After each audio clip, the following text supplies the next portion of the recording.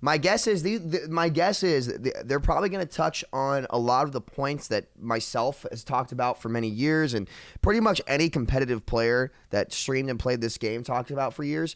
The reality is, like, if you don't have a competitive game, no one's going to care. If your game doesn't have integrity, no one's going to care. They're all going to leave, and Blizzard just got soft with it, and that's just kind of what happened. Obviously, bad game design decisions and Overwatch 2 never needing to happen, et cetera, et cetera. But Overwatch 2 still can work, right? It's just it's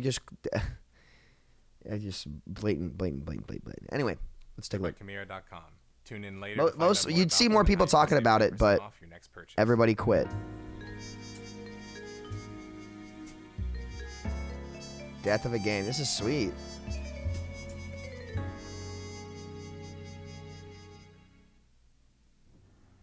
Who thought we would be returning so soon with the stench of death still in the air, so fresh from our beloved childhood RTS?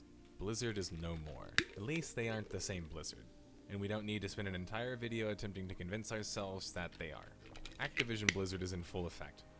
And I have something to admit, detectives. Let's not blame Activision for this failure. Warcraft 3 Death of a Game video, which if you haven't already seen it, please go do that at some point. It's relevant for this video and the story. The fact is, I didn't look at Blizzard in 2018 or 2020 as fully evolved Activision Blizzard yet, as my video kind of exhibits. And that's wrong, because after taking on the behemoth of a case Overwatch, you can already see the signs back then. Oh, speaking of which, Overwatch. The king of the hero shooters. The same game that killed many of the titles we have covered on the series already. That's what's on the menu on today's episode of Death of a Game, the post-mortem series where we document the evidence and clues concerning the largest contributing factors to the death of a game or company. With the sequel announced and then delayed, and Overwatch 1 now existing in some sort of weird limbo where content updates are coming fairly infrequently for a once titan of a multiplayer title, I think it's safe to say that Overwatch 1.0's time in the sun has come to an end. Yep. With Overwatch 2 set to near forcibly take it over once implemented. What went wrong with what seemed to be this shooter title that did no wrong? A mega blockbuster that helped shift the industry. How did the title in shorter time than some of its competitors fail to last at the top of the mountain despite initial overwhelming success? Choose your role in hero and prepare to drive the payload to what might be the most precipitous fall from grace for a popular shooter we've covered thus far. He's right. So far, it's solid. The production on this video is amazing thus far. I really am intrigued. Whoever makes this, wow.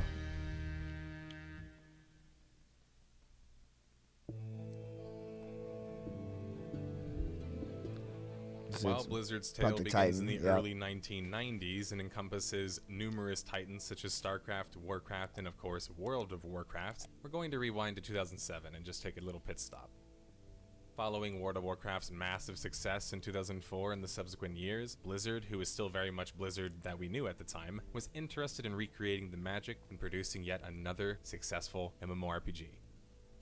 Jeff Kaplan, who worked on WoW prominently as both a game director and head of PvE, where he got the job being a prominent player and community member of EverQuest 1, would lead the team, and the project Respect would to be Jeff. dubbed Titan. God bless his soul. If you want to read more details about what the game was originally set to be, check out this piece from Jason Schreier that details more.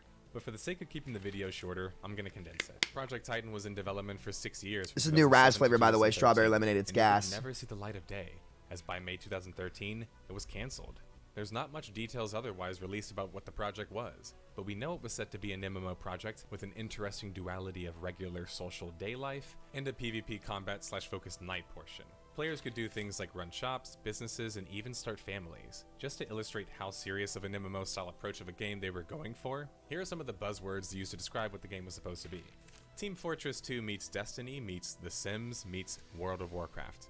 But perhaps the full story of Titan is a story for another time, especially when it wouldn't be fully realized and development shifted to a new project altogether, the topic of this video. November 7th, 2014 is when Blizzard announced their first new IP in 17 years, Overwatch, a team-based 6 vs 6 multiplayer shooter with a focus on fun, over-the-top characters. In Overwatch, you played on a map where you attempted to push a payload as a team, or you tried to keep said payload from being pushed, and then you had an attack and defend phase for certain parts of the map, or certain maps entirely. While kills had an impact on the result of a match, the ultimate objective was the objective. Showcasing the announcement was a CG trailer showing off Pixar-like animation. Beautiful. Very pretty art style. Following the announcement, limited gameplay was also shown, where one team must defend a point and the other will attack, utilizing a range of different characters and abilities to do such. Dude, it was so incredible, seriously. They were the first people to get a game with this many characters look as good as it was. It wasn't even close. Like, even now, sometime in 2015. Overwatch's only real problem is that its gameplay is bad. It's not the lore. Such as 2 new heroes or the in McCree or Redacted, Cole Cassidy, the gunslinging cowboy with a pistol, or Zarya, the energy laser gravity gun giant Russian lady with cool pink hair. Characters like Zarya, as explained by Blizzard, were developed in a response I still think to a that name supposed change might have been desire a bit of a for jump more of the diversity in gun. games. But That's oh well. What made Overwatch's character cast so good, though. It was diverse. Because but not in now, some way like, that felt overly forced or here's a hot take. This might be a hot take. I'm not sure how hot this take is, but like obviously, like I remember people just didn't really know. Even I didn't know it was named after developer, but now everyone associates the Overwatch team with the suit when the Overwatch team actually had nothing to do with it at all. You know, I wish we would just hold the people accountable who were accountable and not have to taint our game even more by letting it be about people instead of Overwatch as an idea, because Overwatch as an idea was what makes the game so beautiful. Like, it never was associated, because this is my take on life in general. I think that the ideas people create exceed the people who made them. Does that make sense? I'm not sure what the right terminology is right there, but like when you create something, it becomes its own entity. It's no longer, it becomes greater than the person that made it. And I think the world's a better place when all things like that are created as such, because they become a part of the world itself, not an individual's property. If that makes sense. That might not be a good take at all. But that's just how I've like that. Who was it? It was a Taoism that said some shit like that. I don't remember. I remember reading that when I was a kid and being like, "Yo, that's fucking sweet," because that's cool. It makes the world a beautiful place. But regardless, I might be totally off base there. Just some thoughts. I don't know. Gimmicky. Each hero was as unique as the stereotype or aesthetic that they were trying to accomplish. There was a bit of flavor for everyone around the globe. But most importantly, because now everyone's going to blame Overwatch for that shit when they had nothing to do with it. The simplicity of the package of each hero was the most impressive part. Anytime you see Zarya, you know it's Zarya. Big gravity gun, shields all over, you get the idea. The hero identity in Overwatch was just very quality. Most importantly, it was announced the closed beta to come in the fall. Although expectations were initially that the game was supposed to be a casual shooter, and as expectations as in just a few months prior, it's just classic Blizzard jumping the gun. Expectations were already starting to shift towards, would Overwatch be a competitive shooter? Jeff Kaplan, the lead developer on Overwatch, would wisely caution against an aspiration for esports, citing Hearthstone as an example, and that you need to give the community a chance to grow competitively, grassroots style, which I fully, wholeheartedly believe in. If only they would have heeded that advice. Yep. Here we go. Dude, this is some phenomenal production. Blizzard would take a different approach with their closed beta, one that would anger many fans of the company and those interested in the game. They would only allow a very limited amount of testers in, choosing to go for a more true beta-style approach. I was one of the lucky few who got invited into the beta, and boy was it a different sight. For starters, they actually had a scoreboard. I was very much intent on becoming a pro player in Overwatch. That was my aspiration on this channel before making content about Star Wars and, well, the Death of a Game series. I even won one of the first unofficial LANs, DreamHack Austin, where we beat a top collegiate team and won the open brackets. Story time. The whole thing is kind of crazy. Now, to be fair, I basically just got carried because the last second, a pro player from Team Liquid, V, asked me to play on the team because they needed a sixth, and then at the last second just told me to play tank because the other 4 teammates, who were shooter monster players from other titles that had championships but had never played Overwatch before. So I was stuck on tank duty. But still, for a time, I technically was the highest earning pro because in that same tournament, on tank, I won a razor blade for scoring the play of the game in the finals. And, the play of the game wasn't even impressive. That's the best part. I just yeeted somebody off the map as Reinhardt and basically killed myself in the process. But I was a razor blade richer after that. That's my personal history with Overwatch. It started. Hey, look at how beautiful this game is, man. Like, fuck. Crowd full of ex-pros why, and Brig? pros from other games Why? and the MMO game Why would you ever do that? Make lobbies all the time and it's just crazy. It was a blast. It's what there was made me so much diversity. We even had a series of tournaments organized by I'll explain later. Where we got to see shoutcast it's the AoE healing during the closed and open beta. So how did this end up angering fans, besides it was just limited testing? Well, all of this is how hype is being built, and Blizzard's first IP in almost 2 decades being showcased as an esport, yet not playable by most people, well, you can kind of imagine why people were so angry or interested in playing.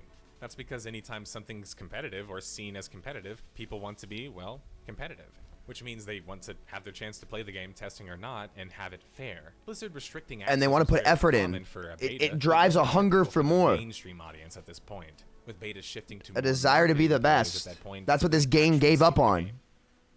Overwatch in closed beta, though, was a special experience, so I can't completely blame people being annoyed that they couldn't experience it. Especially when, to be honest, a good portion of all the best players in the game later on were the same players in closed beta, grinding in lobbies. It was very much the typical quality Blizzard testing experience, and I say that as a tester of Diablo 3, StarCraft 2, and Heroes of the Storm in alpha. Overwatch's launch was announced at BlizzCon 2015. As well as more information such as the fact that it would include 21 heroes and only cost $40 for the standard edition. The reason for this is that it will be launching multiplayer only, just like Team Fortress 2. I'm sure not trying to draw any comparisons, right? But console players, I love support. I love Ana. I love fair heroes. Full price of the game, $60, and get a multiplayer only game. Overwatch beta would come to a close December 3rd for a short break before coming back in January of 2016. Overwatch would now this is kind of all the prequel, it seems, because all the stuff they did here was fine, right? It's the issue was not the launch of the game; it's where they took it after they launched it. Junk in the trunk. But this wouldn't mark the last of the controversies, unfortunately, that Overwatch would find itself in. More lore and hype was generated for Overwatch with the impressive animated shorts that would start launching March 2016 and onward. These shorts were so good they had the that Dragons was the best game trailer I've ever seen. It's up there with Skyrim. Multiplayer only, but not free to play. Blizzard would announce that all Overwatch content post-release, such as maps and heroes, would be free. Overwatch's open beta would take place May 2016, just before its launch, where Blizzard would revel in incredible success as they would pull in 9 million players. Overwatch wasn't only watch anymore. Available. It was the best game, dude. It was the best fucking game ever. Taking over the world before it even launched. Activision Blizzard was putting the time, effort, and money the memories. to make sure that Overwatch's launch dude, was huge. It was the best fucking game ever. Giant, oversized Overwatch characters across the globe. It takes me back, man, to the 4 a.m. nights streaming to like 10, 20 viewers at the time. And I would stream all night. I could grind, bro. While many changes were likely due to the fact that feedback was being took me 10 seasons to hit rank 1. Blizzard would change key aspects of hero balance and even key things such as removing the scoreboard that originally existed.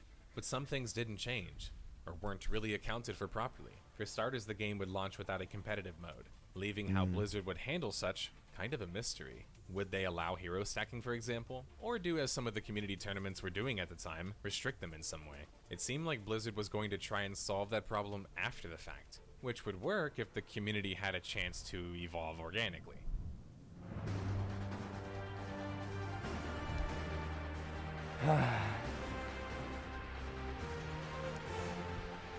Blizzard's 6 vs 6 hero shooter Overwatch would launch May 24th, 2016, and score a 91 out of 100 on aggregate review website Metacritic. Game Informer would score the game 100, stating it was fresh and consistent. It was a 10 out of 10. And a masterful Overwatch, I will say, Overwatch on launch and like the first months of it coming out, it's one of the very, very few games. It is the only multiplayer game that I will ever rate a 10 out of 10. It was the best shooter game to ever come out on launch. Ever. Not even close. The fucking GOAT. Undisputed. Only one to win Game of the Year for a reason. It was that good. And would score Overwatch a 94 out of 100.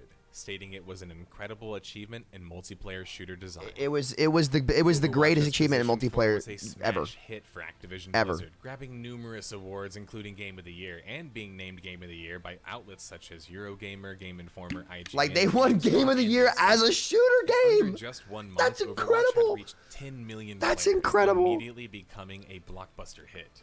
But while that's certainly impressive and a measure of success, the true measure of success is the porn scene that sprung out of nowhere for Overwatch. Yeah, here we fucking go. Booming. I'm just kidding, but I'll get this shit off my screen, bro, for God's sake. Phenomenon that Overwatch had reached. If there were any serious issues with Overwatch, they weren't exactly apparent yet. At least not for most players. The game was smashing every record imaginable, and it was hard to think of it being anything short of near perfect. But less than a month after the launch of the game, and already there were some clues forming about what would become of the fate of Overwatch. They just made the wrong decisions after this. Questions about They took all the integrity out of the game and expected people to keep playing. More importantly, if it did become an esport or more competitive, it's a cosmetic game. It's not anything else. It takes to become successful as such. You might be wondering how some of the very respectable names in esports were dubious from the start about Overwatch's future as an esport. But it's because the biggest issue in Overwatch esports or competitive, or just watching it in general, is the most glaringly obvious. Overwatch has an issue being discernible to experienced players in a competitive environment with a spectator mode, let alone completely new players or ones who are just not experienced enough. It's difficult during the heat of the action and team fights in Overwatch to discern what's going on. This leads to key impressive moments getting kind of lost in the shuffle. Early on, people thought it was just inexperienced observers, which is typically what people say, but over time it was shown that Overwatch as a game in general is difficult to understand if you're not very familiar with it. And even then, it's... But that's what makes it great. That's what will make people want to play, right? And so, like, here's the thing. So that's a really smart point that he just made right there, right? So the problem is, and this is just life and games, right? Whether it be sports, video games, whatever it may be, right?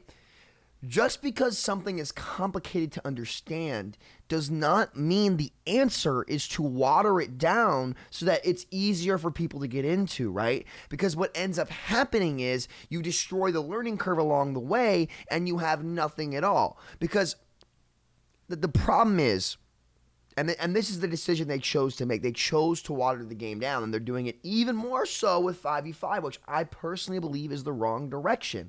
Because if you water the game down, you lower the skill ceiling. You lower the skill ceiling, less people want to sink time and effort into it, right?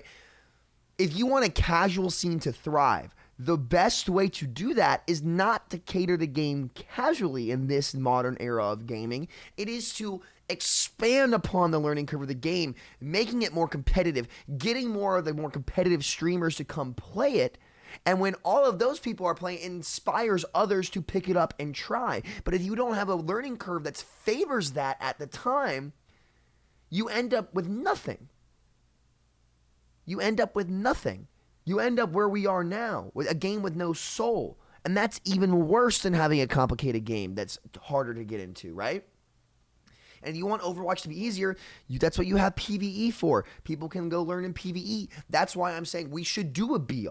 We could do it. We have the best game engine ever made. And I am working on my document to kind of highlight what an Overwatch BR could entail. But we need to expand upon our formats and keep the learning curve at an incredible pace, because that's what made this game so interesting and diverse. If we just choose to take it away from that, you end up with an Overwatch with no soul, and you end up in 2022 Overwatch, the mightiest fall from grace in shooter history. It's not a traditional deathmatch either. It's a payload map that oftentimes turns into a capture point style map, which means by literal design, there's tons of waiting around for the payload to move, for you to run out of spawn, and etc. Its pacing is truly unique. Has had such a design for a game mode. So you have all of these abilities, the shooter parts of Overwatch thrown in there with hit scans and projectile-based characters alike, and the non-typical shooter game modes, all contributing to a recipe of poor visual clarity during esports and competitive play. Contrast this with a classic sport where the concept is simple, it's just get the ball on the goal. Or other shooter esports where it's just like kill the other guys or plant the bomb, but it's also still technically kill the enemy team. These are way easier to understand and visually see take place. This wasn't some death curse though for Overwatch. It didn't need to be an esport. Team Fortress 2, the game in many ways it was emulating, had an esports scene but was almost entirely community run. There could still be a scene for Overwatch to have a similar thing, regardless if it was created right away or artificially through the outside investment or expectation. But with ESL announcing a six-figure tournament for Overwatch June 2016, it's hard to imagine the game was going to have much of a choice not being shepherded into becoming a competitive esport.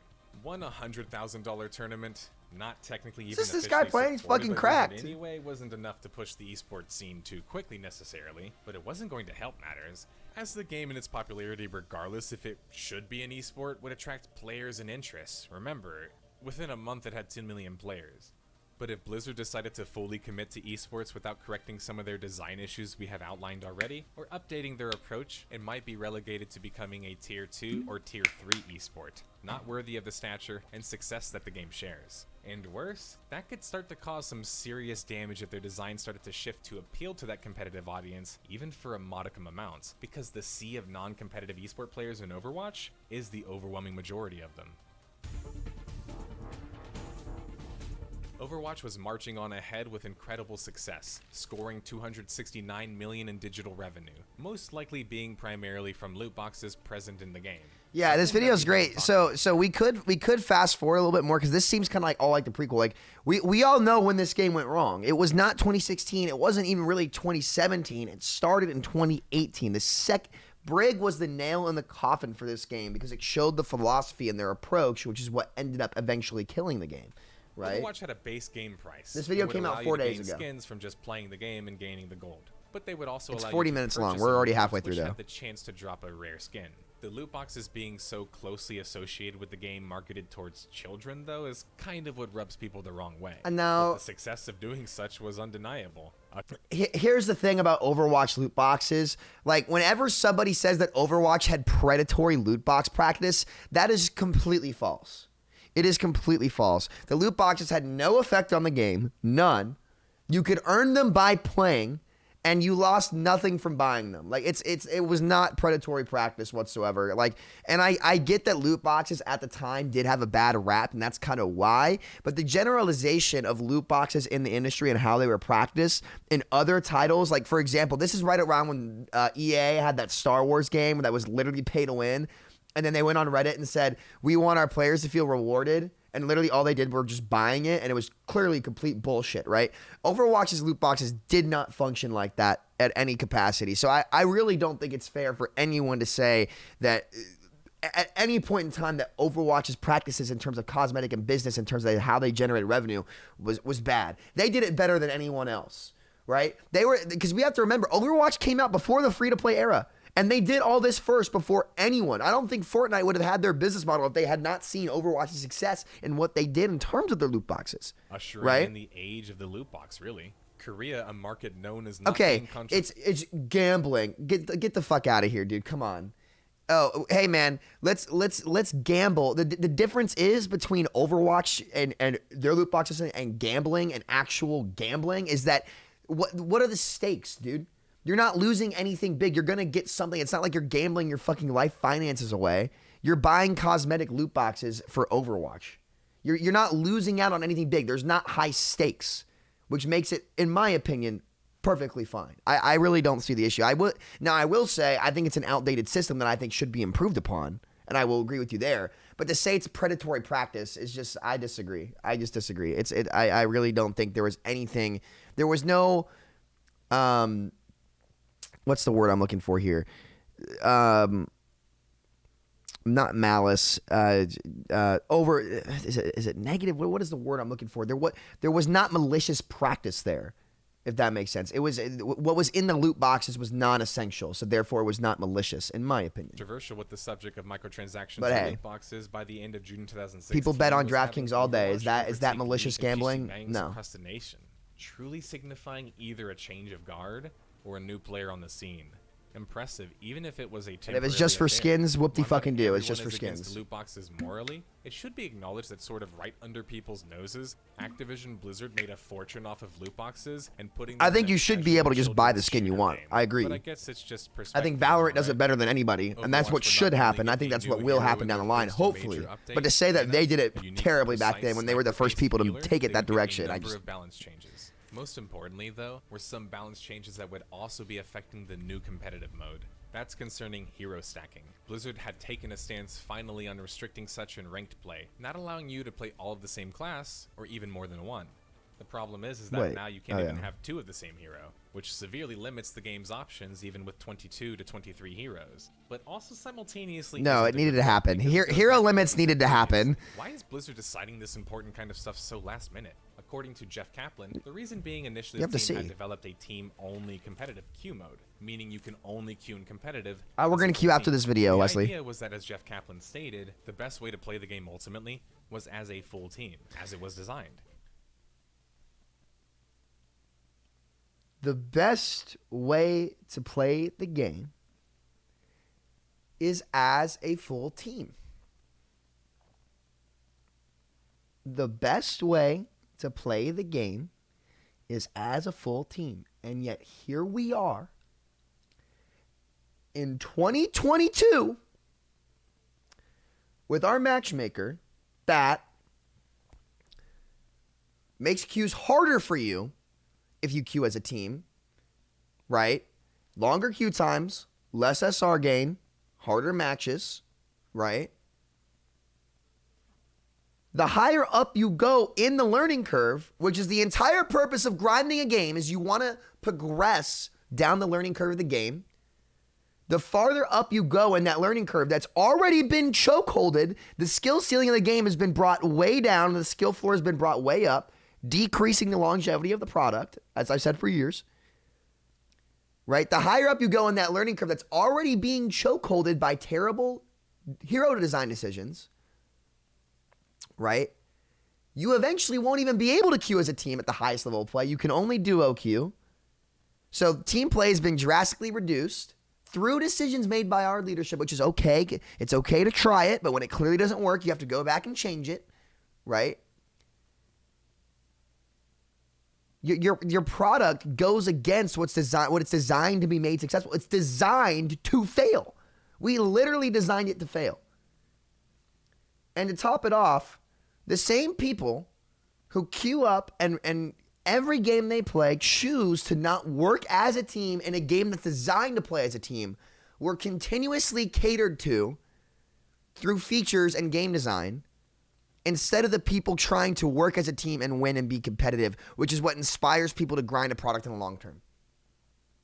Every decision in terms of the philosophy of the decision we made goes against Jeff Kaplan's words here about what makes Overwatch great.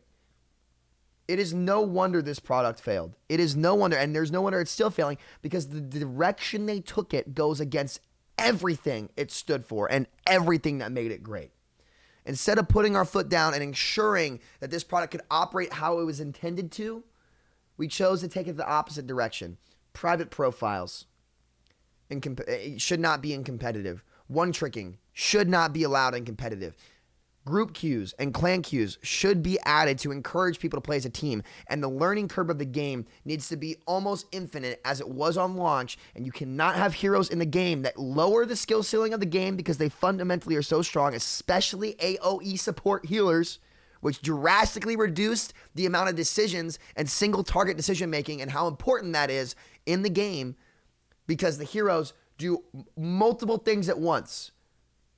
You can heal multiple people at once and peel at the same time, making it so that positioning is almost non-essential and single target decision making is not essential, meaning positioning is way less important. Lowers the skill ceiling of the game, because when those decisions mean so much and you have to do more to do that, the skill ceiling gets higher, right? Which makes the game better, which means people want to play it longer. You want your skill floor to be low and your skill ceiling to be high so that the learning curve of the product can carry on for many, many years and it can continue to evolve the entire time. Right? So it's just, Jeff Kaplan's words, what he said here is right. It's just a shame that every big decision they made in the game, most of them, do the opposite of what he's saying here. And that's why the product's failed. The product says one thing and does another. That can't function properly. It's a steakhouse serving you McDonald's. It doesn't work. You're either McDonald's or steakhouse. Overwatch was great because it was a steakhouse. You go in there to get a filet. You go in there to get a nice tomahawk. But then they start serving you McDonald's and you're like, what the fuck is this? I'm just going to go across the street. But also seemed to reduce toxicity and difficulty finding a quality match as a player. The feedback was apparently very negative regarding such, though, whatever that means exactly, I'm not sure. But the response was bad enough that it at the very least scared the Overwatch team from pursuing such further. I, however, think Jeff and the team were kind of right in their idea, obviously hindsight being 2020. They should have trusted the idea despite negative feedback. That's because ultimately, as many of you guys know, as we will discuss shortly, Overwatch would suffer from a slew of toxicity issues. I'm about to email you a picture of my hairy dick. Hanzo, can you even aim that arrow at where they fucking are? They clearly weren't in that corner. That's good you didn't. Oh, you fucking idiot. Can you please listen to what I'm saying? So now I know what the problem was. There's a fucking girl on our team. Oh my god, dude. It's also just simply speaking, a better game with a pre-made. Almost an entirely different game even. Overwatch 6 vs 6 with a full team on comms was how the game was meant to be played. Yep. But by not having a full team-based queue, or at least the option for it, or even the tools to create such, Overwatch was opting for a far more simple and accessible, regular ranked format. This was actually proving problematic for Overwatch because it was suffering from immense toxicity issues, and that was related to how the game was designed. Because Overwatch, as Kaplan himself admitted, is focused on being a team-focused game. When it isn't a full team experience, there's way more room for error and lack of team synergy. While that's pretty Look, say what you want about Kaplan, right? I disagree with a lot of the decisions that they made, but that man's knowledge, that man's knowledge and overall philosophical approach, he has one of the greatest minds in gaming history, and I look up to him immensely for that. I would love to sit down and just talk with him, like for a long time. So, like, my opinion was he probably did need to leave Blizzard, and I'm glad he did when he did, because he does not deserve to be near any of this bullshit that's going on right now. What a guy, and thank you, Jeff Kaplan, for being one of the greatest minds this industry has ever seen. On most games, in Overwatch, the game was night and day different with an organized team versus people just trying to play team deathmatch, which is kind of how most matches. Man was very straightforward and was not afraid to speak his mind. Players get frustrated when their team. I love that about him. And then when the scoreboard's hidden, you don't even know what you're scoring really, or even your teammates are scoring in relation to you. And Blizzard only put that in because they thought that would curb toxicity. But it accomplished essentially the opposite. As now you have no objective measure to know how you or your teammates are even performing. Sure, you have the limited stats that they give you, but those aren't good enough. And to make matters worse, he had Rumham on his team. Oh my god! Based on skill rating, which is conflicted because it only slightly rewards your personal play while giving you a big penalty for losing in a super team-based game. You can imagine how that can lead to even more frustration for players, as some feel like there's little way to personally influence the course of a game compared to nearly every other competitive shooter on the market. Blizzard was aware of the toxicity problems, but they had committed to their course of action, and whether or not it would actually curtail or stop toxicity remained to be seen, but was doubtful, because the core issue, aka people are competitive, wasn't being solved. Man, like here's what people don't understand. Perhaps had Blizzard done a better job introducing players to each other and forming teams with each other, some of the toxicity that would help. Been alleviated. That would help because the problem is this is a bigger psychological issue. With anonymity online, and I succumb to it all the time as well. Like when you're not it's been shown that when you're not face to face with somebody or you don't know somebody, you are way more prone to be rude or toxic because you see like passively in your mind, and this is a literal psychological phenomenon that has a name. I forget the name. But you don't see people as human. You see them as objects because you are seeing them through a computer and you don't know them. You can't establish a relationship with them. It's almost dehumanization. I forget. I'm not sure what the term is. Maybe somebody in chat would know. But you know, this is not an Overwatch problem. This is a technology problem, right? So helping get these people into lobbies where they can be more consistent, they can actually improve and go down the learning curve much more would be much more helpful. And it's not solvable. Right? It's not solvable. We don't need to try to solve it. We need to try to channel people's frustrations into a healthy way that makes it productive because you can't stop it. You'll never stop toxicity in games. It won't happen. It's called being competitive a lot of the time. And now, granted, the guy being like, I know why we're losing. There's a girl on my team. People like that can just shut the fuck up. Obviously, that's not what I'm referring to here. But you can't differentiate that and people who are being frustrated because they want to get better if you don't have a way to channel people into turning that energy into something positive and working hard to become better. And that won't always happen. You're never going to be able to do that. But it will help, and it will make people want to play the product again, which is ultimately all that you can do. It's called stupidity. Yeah, it is stupidity. But listen, everyone has shit like that happen to them. Everyone does. Right? It's a part of a competitive environment, being a competitor, and no matter where you go, it will always happen. But that frustration is what drives people to become successful, and it's this essential part of life if you learn how to channel it in a healthy way. Would unfortunately plague Overwatch from the beginning of the game throughout most of its life cycle.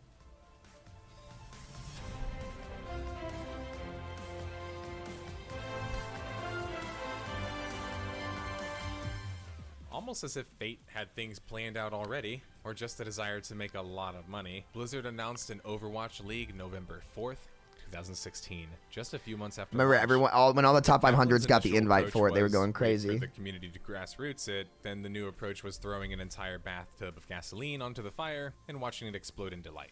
Blizzard wouldn't just be announcing a single tournament either, but an entire professional league meant to emulate real sports with franchising city-based teams and all. Nate Nanzer, the global director Random of guy, shut Esports up. Come on. Overwatch, would outline Cringe. a path to pro, I probably could name which 10 meant to girls that are emulate better than you at real every role in the game. professional Shut the fuck sports up. leagues, too. It has nothing to do with Sports gender, leagues everything to do with how decides hard what you're willing to the work. goals are, Fuck though, out of and here. Fixes the infrastructure after the fact, after they launch the league, for example. Well, Oh, nice grab. What the but to fuck? be fair, sports leagues Yo, aren't that popping is up all the big time brain. like That's the TV. old grab pull To create radius, an though. entire league, it's going to take an entire ecosystem of support pieces, professional players, sponsors, broadcast partners, and etc. This isn't just some online tournament or single LAN. It's a series of local Damn, LANs Corey, of each shit. particular franchise, region, Kid's a and city. crackhead. Blizzard trying to do such seemingly overnight, boatloads of money or not, was going to be difficult. They were first going to need franchise teams to sign up, and the slots were very likely going to cost them millions. Rumors would circulate over the supposed franchise. Oh, teams, yeah, with the talks video's with probably Patriots quiet. I'm owner sorry. Robert Kraft and the New York's Mets COO Jeff Wilpon. Los Angeles, Miami, San Francisco, Shanghai, and Seoul would all be franchise team options as well. Is that better? 7 teams isn't exactly enough to create an entire league, but My fault, Blizzard was guys. firm in asking for $20 million for a franchise slot. There was reportedly fair profit sharing from the league to the teams, and then the players. But how on earth was Blizzard going to sell $20 million slots when there wasn't even really an esports scene for Overwatch yet? With salaries for pros at a minimum of $50,000, I was happy for my friends getting paid for being amazing at the game, as they should. But I was worried back when this was announced because there weren't any examples of esports being artificially created and then being successful. There just isn't. It's been done over and over again, it doesn't work. There also wasn't enough information about the challenger amateur scene and the path to pro options that were Is that mentioned better? either, I'll turn my which mic made back the up. whole Overwatch esports thing feel even more forced. At the end of the day, the game might have been competitive, but what did it have to be an esport?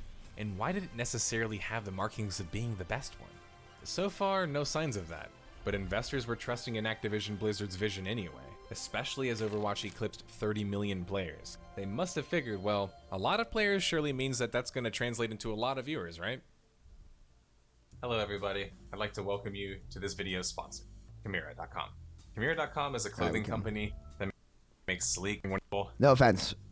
Hustle your hustle, brother. Get your bag. Get your bag. I'm rooting for you, but I can't.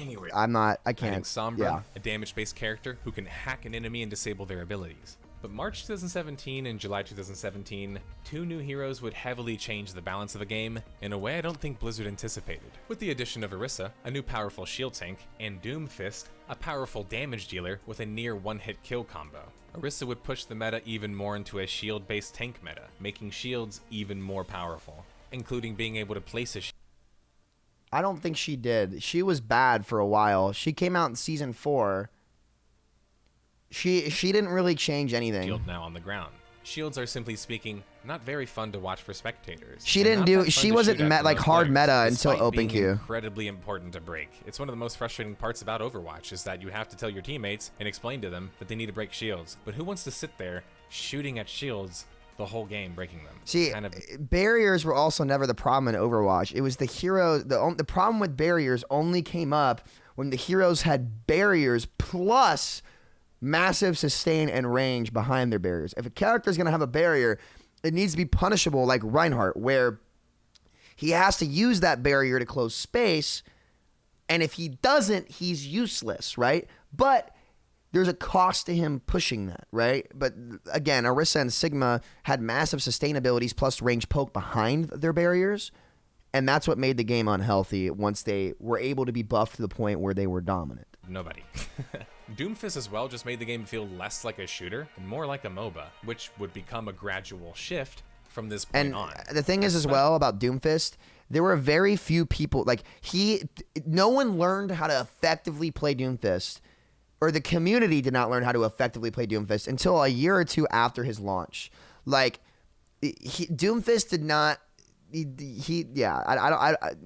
I don't know. There were very few people who actually played him and were able to reach his skill ceiling. Like only enough for me to count on my hands. The rest of them just got farmed. So, you know, I wouldn't really say Doom Especially was... with many hit scan heroes like McCree or Cassidy and Soldier 76 being repeatedly nerfed. Now, Doomfist was even more powerful due to these nerfs, and due to the fact that he required a team to deal with him, taking advantage of the game's design. While Orisa and Doomfist Now, he would was overtuned. His ult did, and he could change a lot of things, but there weren't enough people who were good at him to really take advantage of that consistently. So I wouldn't really say it's fair to put Doomfist in the death of a game as of now. the meta and balancing, I don't think they were nearly as problematic as the next 3 heroes. Yeah, that come okay, he's later right. that There we year go. Going into the next. Yeah, he's right. He's right. There we go. Kaplan would He's promise on the money harsher here. Penalties for toxic players and urge players to use the report features to try and discourage toxic players. But Blizzard's unwillingness to ban accounts was on full display in many examples of them offering temporary bans on even some of the most egregious defenders. They would eventually introduce competitive mode bans, but even then the toxic players can just play quick play, so you're not really getting rid of them. Blizzard not being firm on Toxicity and dedicating the resources needed, as the article would compare them to League of Legends, which had an entire team dedicated to Toxicity, and you still get cancer anyway, are also huge contributors to the game facing issues. Sure, as we discussed already, the very design of the game can create these toxicity issues, but if the toxicity does happen and is spotted and you still aren't really stopping it, that's obviously going to create problems too. Can we please, for the love of God, just get on the point? Use the tanks to charge! Christ! If you're wondering why we're dedicating so much time to esports Craggy! portion of Overwatch in this video too, it's because we did something similar in the Heroes of the Storm video. I miss And simply Craggy. speaking, Blizzard has done this before. They have tried to force an esport and it failed epically. That failure takes resources, focus, and above all else can affect the base experience of the game. If Blizzard fails again with forcing an esport on Overwatch, it's going to be a huge blow to their game's community and success. With a hefty 40-game schedule ahead for each of the now 12 teams by November 2017, and $1 million Dude, I on the miss line, this, man. it was full steam ahead for Overwatch Esports, with a cool new $200 million in sponsorships from HP, Toyota, T-Mobile, and Spotify in tow. In the beginning of 2018, the news cycle would be No, I focused just don't on get to talk to him Overwatch as much League and anymore. the I fucking love competitive Craggy. gameplay in order to get the game ready for esports. With more than 10 million across multiple platforms tuning into the league, Blizzard was in position to capitalize on the success and hope it's more than just a one-time thing. Just 1 or 2 big events though isn't enough to become the next big esport, nor is it enough to rival sports leagues. For reference, NFL games are pulling tens of millions of viewers every game, not just the Carson Super Bowl. Wentz! Merely a few Oh, that months was Nick later, Foles, though, never mind. and sponsors were already worried as Overwatch's toxicity issues were spilling over into competitive play. Blizzard was still able to score a broadcasting deal with Twitch, though. Okay. Last second. Okay, here's the thing. Are we really going to pretend that toxicity in sports only happens in Overwatch? Have you heard the shit NBA players say on the court? The shit NFL players say? Let's not fucking pretend here. Let's not fucking pretend here. Come on. Because here's the thing. And I'm not saying this at him. I'm saying this at the general public. The difference is gamers and people who were, well, I don't know if this is a fair statement, right? Like, as someone who was an athlete as a kid and who also played video games a lot as a kid, so I don't know. The only difference is internet anonymity allows people to say shit they wouldn't normally say, like IRL. But like, dude, all competition is toxic. It's a nature of the game. You see Tom Brady going on the sideline and go, fuck you to like the Saints and shit, right? Like, that's sports. That's competition. It's just that the gaming industry and people who generally were playing games probably aren't used to seeing that. Welcome to life. Welcome to life. It's called being competitive, and that's what happens when it happens. And it's not all sunshines and daisies. But the thing is, the type of people that are interested in gaming, and specifically Overwatch, I will say, are not used to that, and they don't want to hear it. But that's just reality. And I'm not saying people should say some of the shit they say, but to act like it's an Overwatch exclusive problem is just not true. Welcome to sports. Welcome. And you wanted to step into the reign of competitiveness and esports, and you want to be athletes and make people great and inspire. Welcome to sports. Welcome to the real world. That's what comes with the territory. I am going to play today. Yes, we're reacting to this too. And I feel like that's a very important thing to make because, again, and I'm going to go into gaming stereotypes, and I know this isn't entirely true, but at least 10 years ago, the people who are trying to get into esports now, or at least when Overwatch was first starting, a lot of those people were not used to seeing the mainstream world, right? And the mainstream sports world. And that's just what happens. That's just what happens.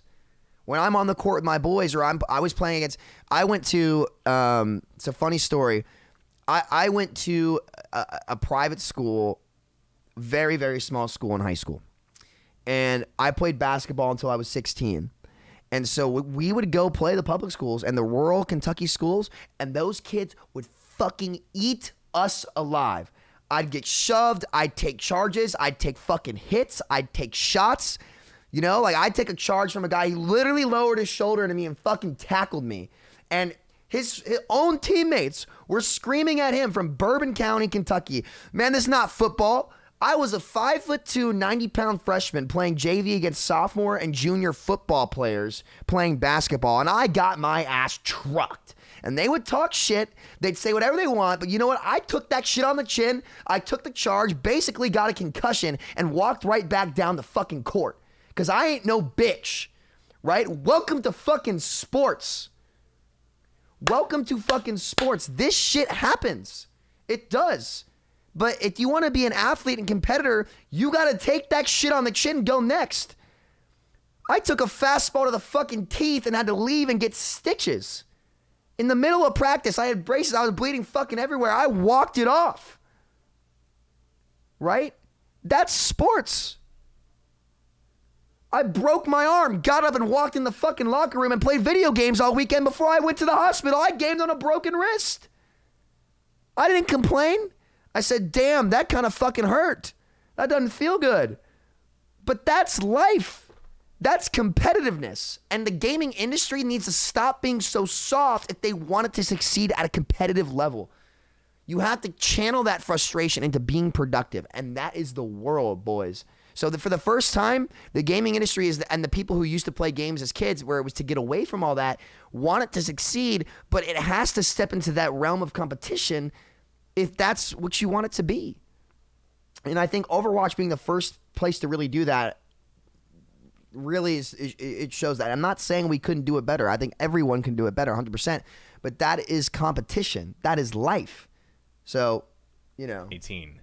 To make matters worse, the big question mark over the path to pro stuff that we mentioned previously wasn't alleviated, especially when news came out in October of 2018 that Blizzard would be canceling any offline tournaments for the Contenders League, stopping amateurs from getting crucial lane experience.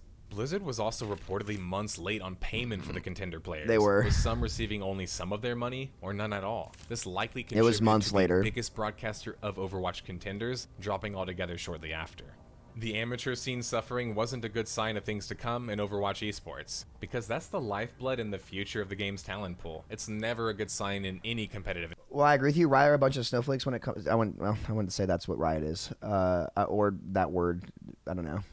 When it comes to what is toxic, they have massive success. So where's the difference? The difference is their games have integrity, and they actually kept the learning curves of their games together. Again, like I was talking about, like when I'm talking about sports and toxicity and stuff, that was just a general point about gaming. I'm not saying Overwatch did that wrong. I'm saying that people in this part of the industry had never seen that before, and that's what competition is. But Overwatch's problem, again, is what I've said. They destroyed the learning curve of their game. They never did a team-oriented product. The heroes they added were bad. The balance was terrible, and they took all the integrity out of their game through the policies and decisions that they implemented. That's the difference. While Riot encouraged people to grind and did not hard fuck their game with terrible characters. Overwatch's in-game spending, aka a fancy way to not say loot box, would top an impressive $1 billion by July of 2019. Overwatch had no signs of going anywhere anytime soon, raking in great successes for their corporate overlords.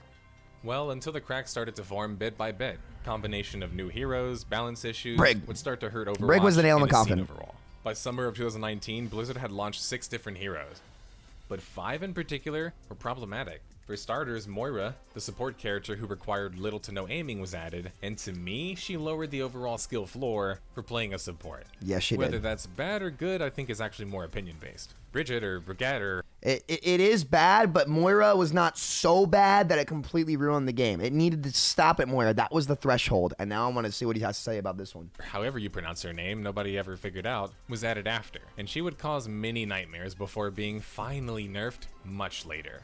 Bridget And was it's still basically a tank support. nerfed 19 times, and she's still dominating high-level play 4 years later.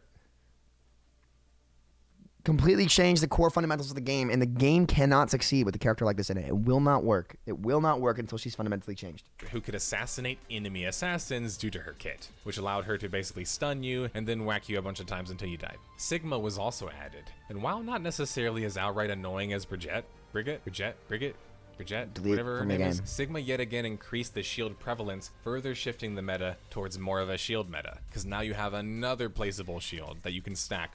The three of these... He's right, stacking shields were a problem, but again, the only reason that stacking shields is a problem is because these characters that had more barriers also had range damage, damage absorption, and could do all of these things whilst shielding. So it wasn't the actual barriers that were the problem. It was the fact that they could do everything else the role required at the same time with a very strong barrier.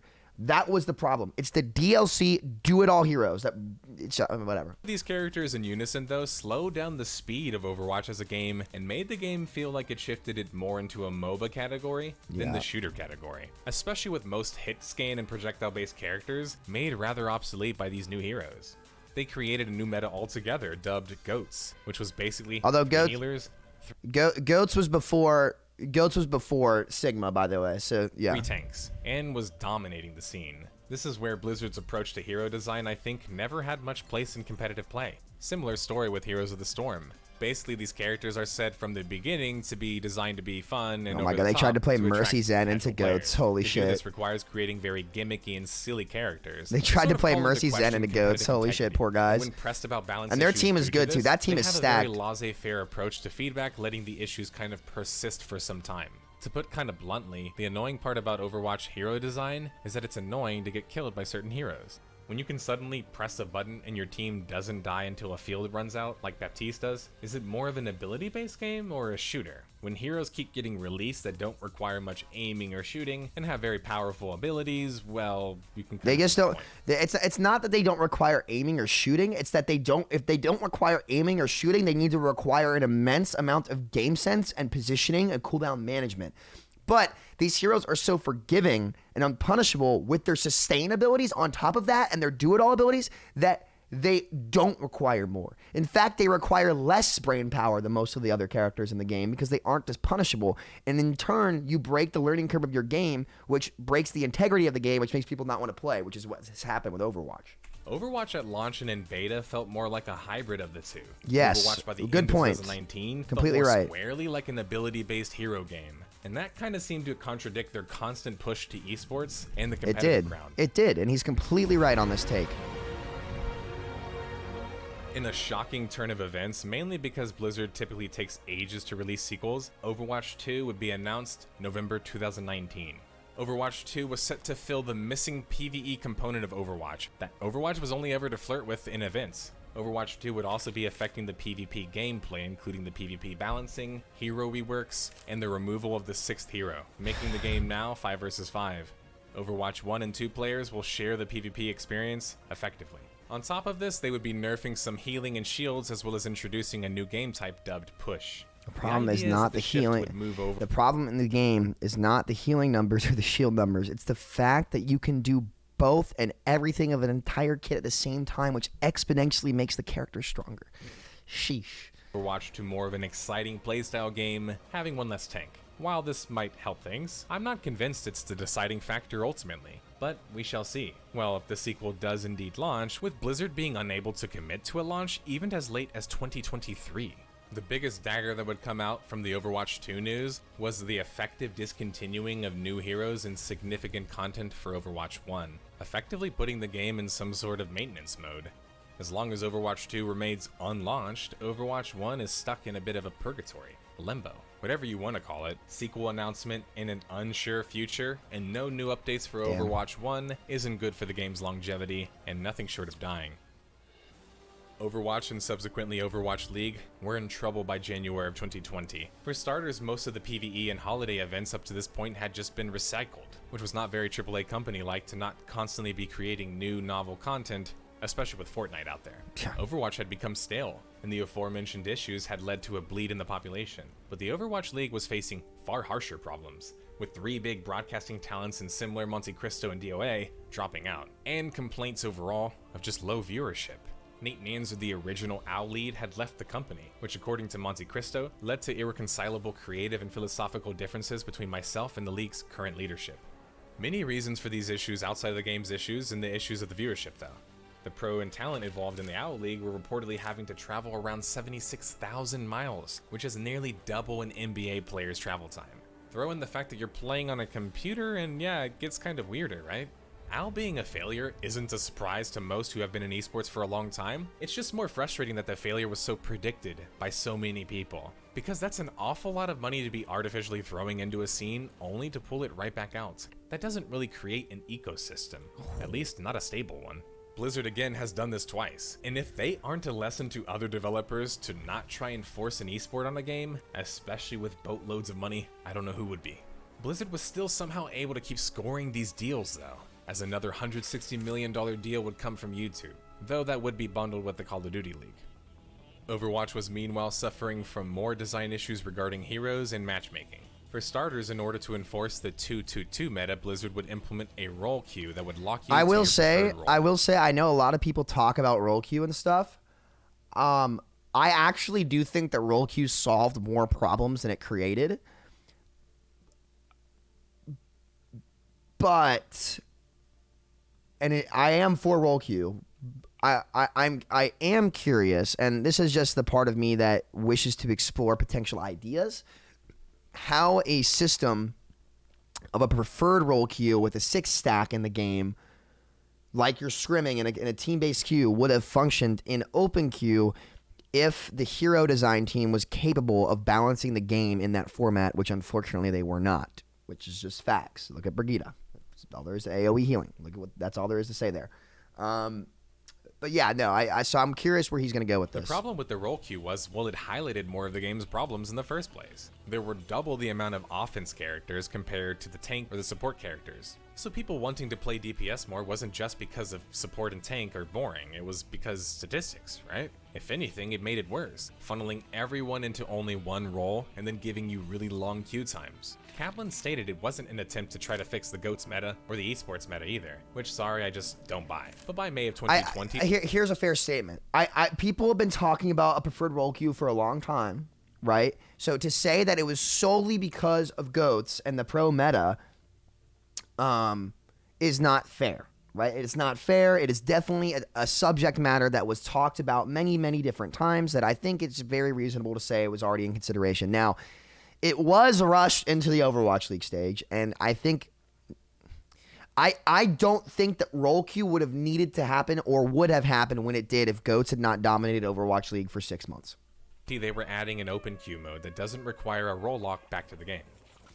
That's basically admitting at this point that they didn't really know what to do, so might as well just go back on what they had said. It seemed like the more Blizzard tried to restrict and constrain their meta and control it and their player base, the more negatively they were reacting. Now, they were forced to formatically control the meta more often due to bad hero design. Let's make that clear right now, because you wouldn't have to do that if you knew how to have a fair fall off for easier characters like Brigitte in the game. Because then at the skill, because again, the margin for error when playing characters at lower levels of play is much higher because no one can play the heroes with the potential because they're low SR players. And that's no flame, that's just facts, right? The higher up you get in ranks, the more heroes are played to their potential, which means the way characters are balanced is way more important and will have way more impact on the game because people are truly playing characters to their potential much more consistently. Unfortunately, again, we go back to hero balance, and this has been my main point in the game. Almost every major issue in the game that was presented can be tied to hero balance. It is a contributing factor. If it looks like shit and it smells like shit, it probably is, right? As the saying goes. Maybe that's because they were doing it after the fact, or just kind of messing up. 2020 would only see a single hero introduced. Hero balance down from won't the entirely previous save this 2 and solve this 3 game's a problems year at this point. Blizzard was maintaining previously, which even then is pretty damn snail pace compared to League or even Heroes of the Storm. By 2020, just 4 years after launch, players were already starved for content.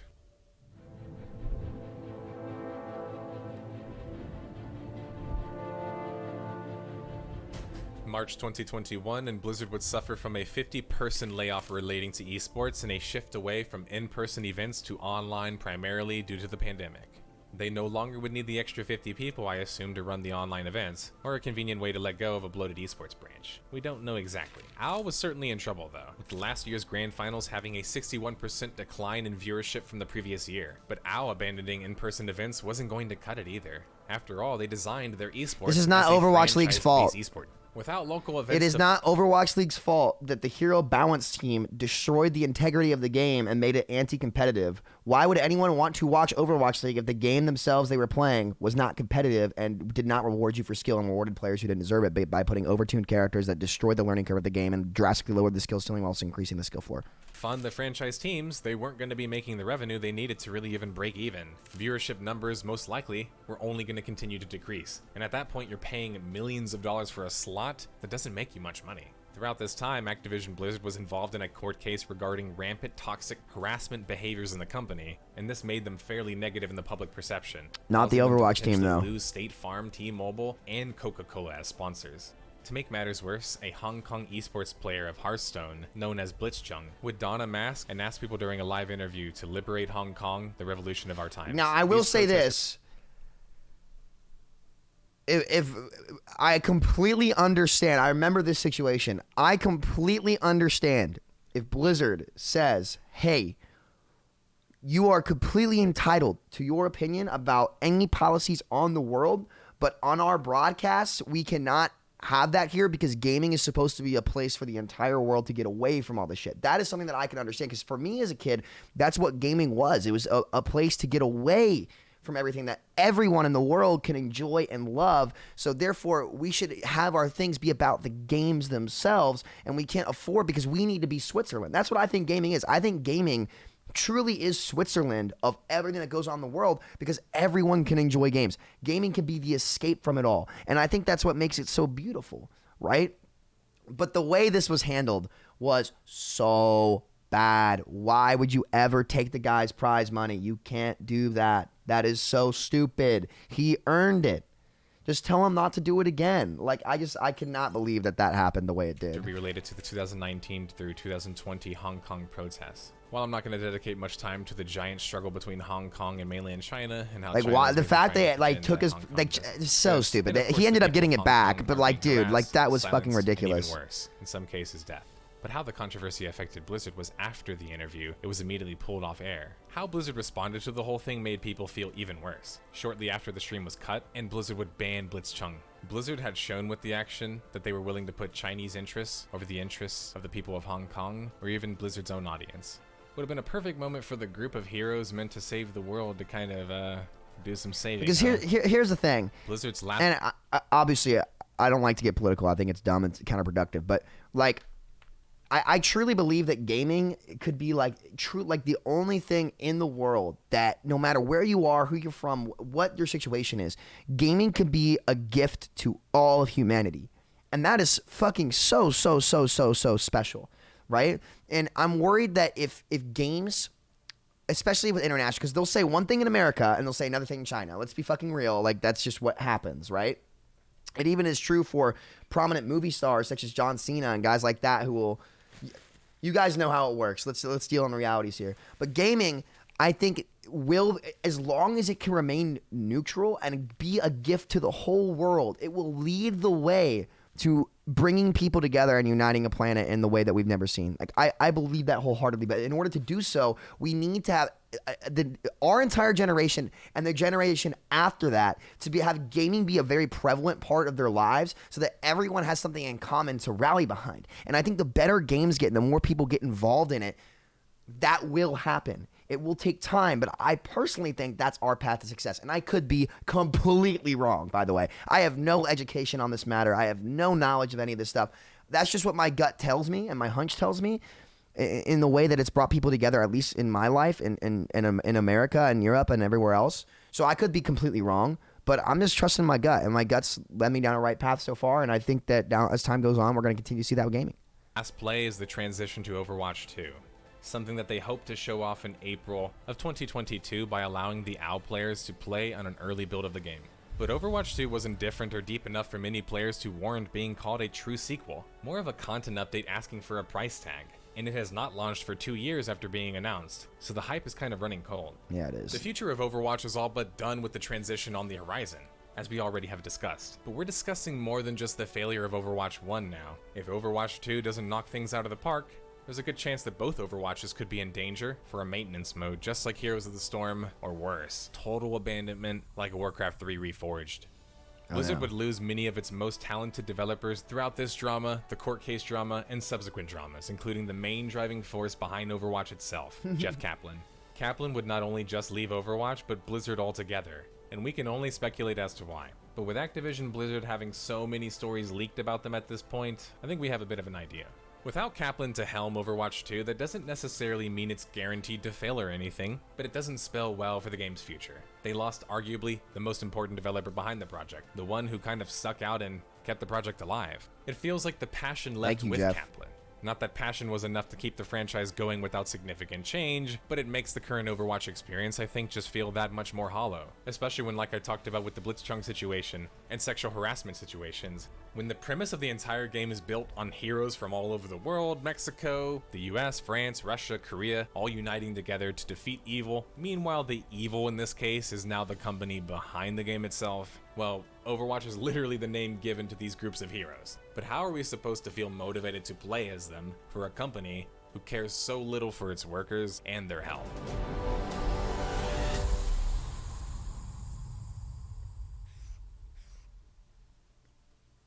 Is that it? It's that time of the video, detectives, the point where we compile all of the clues and evidence gathered up until this point for a final deduction to put this case to bed regarding the death of a game, Overwatch. Issues with core balance, hero balance, Yep. and etc. Number one. Conflict design and game focus, like a Number casual game two. pushing for Wait. esports. Wait. A boring and complicated game mode with poor tutorials. Artificially pushed and failed as an esport. This fails, though, because of these two right here. This is step 3 or 4, and if steps 1 and 2 aren't completed properly, step 4 is designed to fail. Nothing you can do about it. Poor content offering and an update schedule for a blockbuster title. Plus, Issues with toxicity due to built-in design and lack of management by Blizzard. Bad publicity and total loss of faith of their audience. Announced a sequel, delayed it, then put the game that in it? limbo. that's literally everything I have said for 4 years. But how many of you guys have watched my stream for 4 years? Myself, Frito, guy. This is what we've been saying for 4 fucking years, dude. This is literally word for word. It's literally word for word. Like literally word for word. And the best part is, what's so crazy, and this is how I know the community is right on this, we're all coming to the same conclusions for the exact same reasons, right? Balance issues and cause people to stop caring and raging because they feel like for me, I played Genji for so long. When I see a goal, I told the story about Nick, the Brig player, who I wish well in life. The poor guy was a construction worker and he fell and he broke his back. He had to have surgery at work, and God rest his soul. I hope he's doing well. So he was in his laptop, unable to move, in his bed. And he went from 2200 SR with a broken back playing in his bed to 4400 as Brigitte. I was a 4600 Genji Hanzo player. And this guy was beating me consistently. I couldn't play Genji because a gold player picked Brig, who was literally crippled. Poor guy, God rest his soul, in bed. And he was getting more value than I was. Right? That makes me want to quit the game. And if I was not a streamer of the game, I would have quit. And you know what that causes? Toxicity. Because people are rightfully angry, and that breeds an environment of frustration because it's not fair play. Skill is not the most determining factor. And when I say skill, this is what all the support players say who would always try to argue for why these heroes should have broken utility. It's, oh, you just wanted to be Call of Duty a shooter. I said, no. Skill in Overwatch had way more depth than anything like that. It was positioning. It was cooldown management. It was mechanics. It was a balance of all three of those things. And with Briggs, the way that she healed and the way that, and you guys have seen her heal volume. Briggs' volume of healing is 4 times that of Lucio's. To this day, 4 times. She's still doing the same thing 4 years later, and our balance team hadn't figured that out yet. They can't, because they don't know better. That's why. But that makes the game lose integrity. In turn, creating toxicity, right? Conflicted design and game focus. A team-based game, in which case Blizzard would protect the one player ruining the game for the 5 other people who would be unwilling to work with their team, right? They protected the one-tricks, the throwers, everything like that. And then when your average player would get upset and say, dude, what are you doing? You're throwing the fucking game. What? Stop. Please work as a team. The one trick would say, or whoever would say, fuck you, dude. I do what I want. I paid $40. That was the literal argument. I had this big debate with Fui 500 back in the day, which I like to think I was right about and won, which obviously in hindsight we are. Great guy, right? Great streamer, and I wish him the best of luck in life. I truly do not have a bad bone to pick with that man. I'm sure he's a great kid, and I'm wishing him success. I truly do. As a content creator, I respect the hustle. Get after it. But that mentality, let's not pretend, destroyed this game. And guess what that leads to? Even more issues with player toxicity. Which guess what that leads to? Even more people quitting the game and saying, I can't even play it. It's lost all its integrity. And guess what that leads to? People quitting and the game dying slowly but surely, which makes people want to watch less Overwatch League because they can't even play the competitive game that the Overwatch League players are playing. So why would they want to do that? Right? Again, no, you get punished, and then you get punished for queuing as a team in the most team-oriented game on the market. It's designed to fail. It is designed to fail.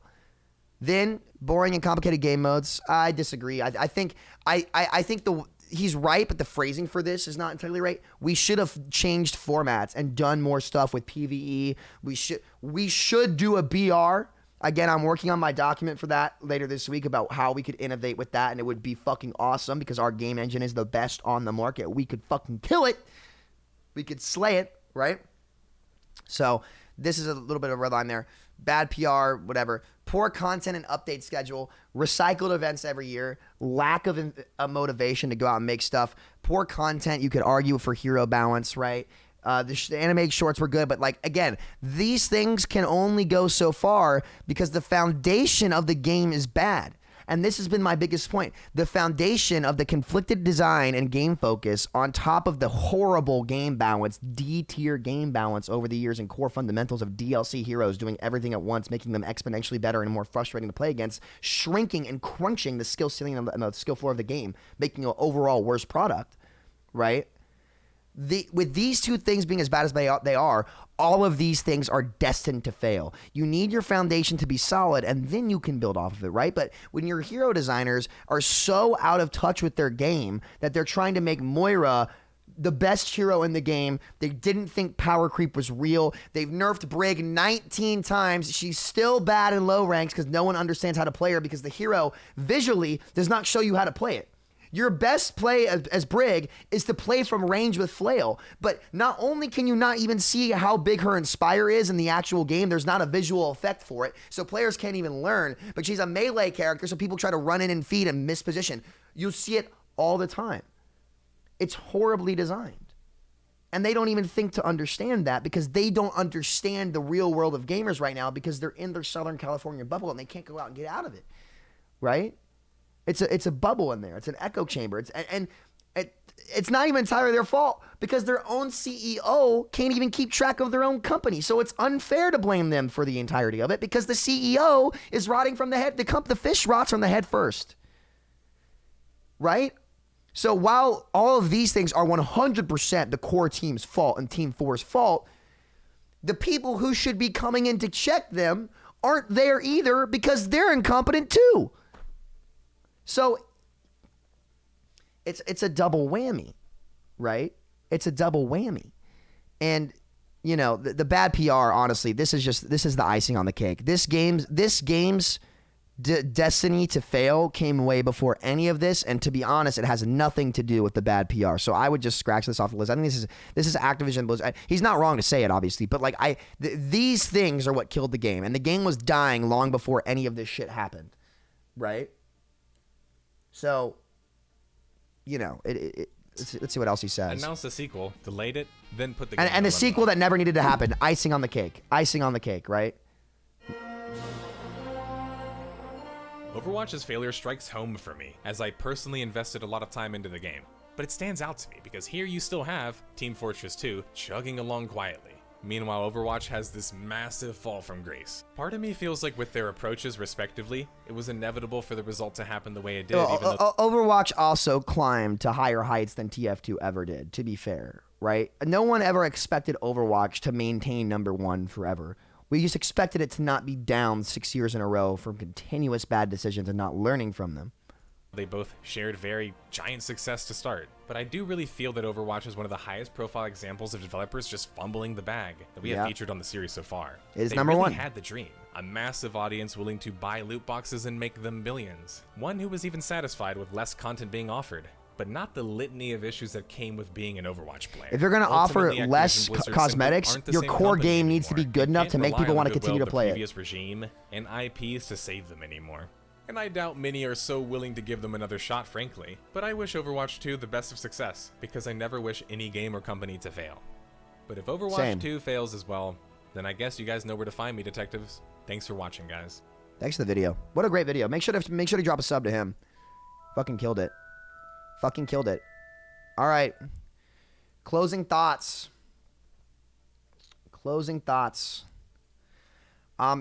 Hit the nail pretty much on the head. I mean, I think that, you know, clearly the core issues of the game are the core issues of the game, and they did a great job analyzing and going through those. And I think that, you know, it was pretty on the money. I will say, you know, it does hurt to have been one of the few people vocally calling out these issues a long time ago. And again, I was met with a lot of hate on my takes from a lot of the same people who were ruining the one tricks. I was on that train from day one saying this can't happen, right? I was met with a lot of hate, being called toxic and all these things. And I said, look, I'm not trying to get on your case, but you're ruining the experience for these reasons. And inevitably, this will kill the product for everyone if we continue down this path. And now here we are, right? So I think he did a great job. The production was incredible. The points he made were also on the money. The closing facts could not have summarized it any better. And it's just a shame. It is salvageable, but I have faith in the newer leadership to maybe give it a chance. And that's what I was excited for in our content creator meeting. They need to be willing to change. It hasn't worked. Let's deal in facts. Let's deal in reality. It has not worked. Let's change direction. Let's change direction, and most importantly, get this game's integrity back again. Make people want to get up and grind every day. You can't have shortcuts to success with Brigitte, with BAP. The support role must be addressed. It must be addressed.